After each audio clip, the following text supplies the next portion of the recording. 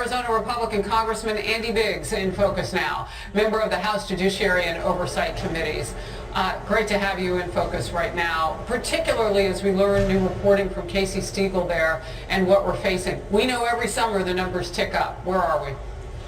Well, Harris, it's out of control. I've been just talking to some Border Patrol agents this morning, and what I think needs to be emphasized when we start talking about Remain in Mexico policy is where there's 1,600 people that we don't know whether they were actually turned away, placed in the program, or just they were approached about the program. So that data point wow. Yeah, we don't really know what that data point is yet. But they, at the same time, they released 95,000 individuals into this country who were here illegally.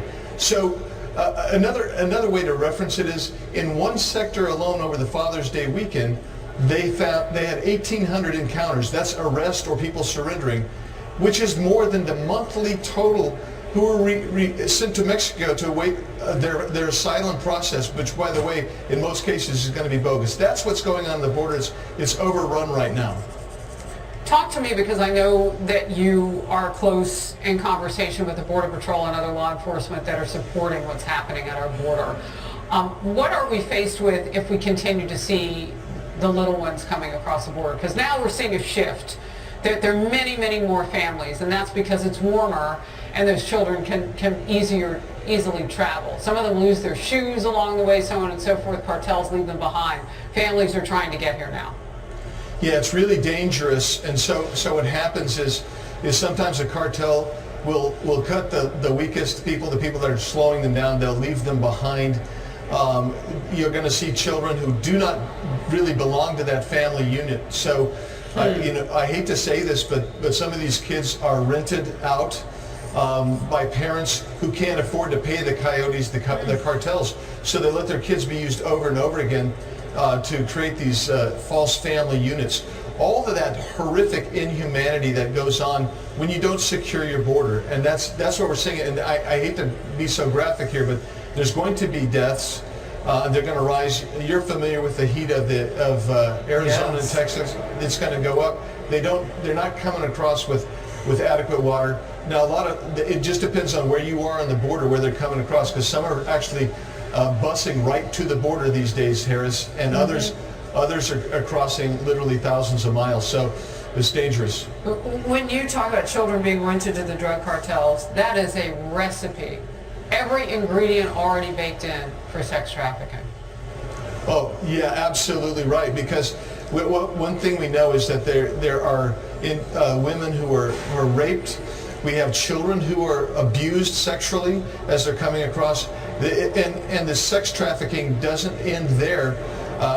We just did a bill last week in one of our committees, and the reality is, yes, we need to put out notifications for hotlines, but they need to be right in the processing units themselves, because that's where a lot of this sex trafficking is taking place, and we're the logistics arm now for the cartels in so many ways. I want to get to this because it will resume. The 1-6 committee set to resume hearings a little bit more than an hour from now.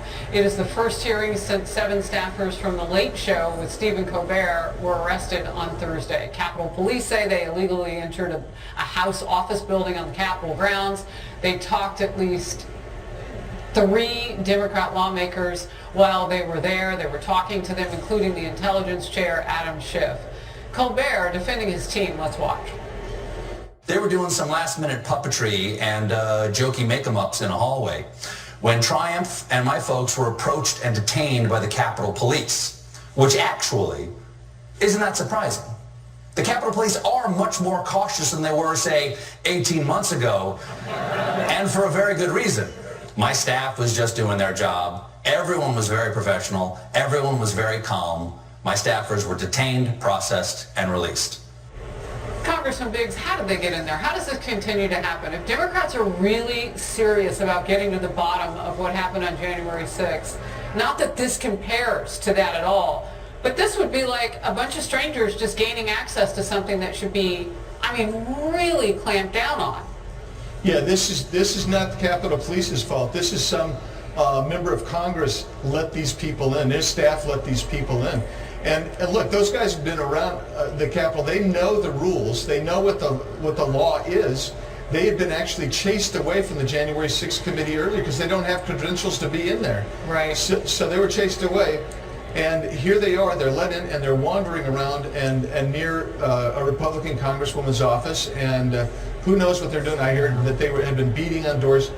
This happens because, you know, you got members of Congress that are elitists, that they think they don't have to follow the rules, that when I'm getting wanded and have to go through a magnetometer just to go to the floor to vote, they're letting people in to wander around, and that's really not the way it's supposed to go, and this is the Speaker Pelosi's rules, and they're violating them. Look, Congressman Jim Jordan has said that this really needs a closer look.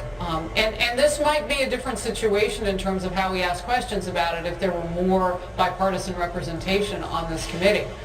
Because the question needs to come, why weren't there more resources on January 6th? How does something like this happen? Not nefarious by Colbert's team, but certainly troubling for all the reasons that you just mentioned. And they're not strangers. They are media friendly for the people who are letting them in. Quick last thought. Yeah, that's exactly right. I hope we do get to the bottom of it. I think Jim wants to hold a hearing. We need Chairman Nadler to agree to that. But we need to get to the bottom of it and understand what happened here. And quite frankly, the members who allowed that, they probably need to be reprimanded in some way. Congressman Biggs, thank you so very much. You gave us some difficult facts to hear about what's happening, particularly with children at the border, but we do need to know it. Thank you. Thank you, Harris.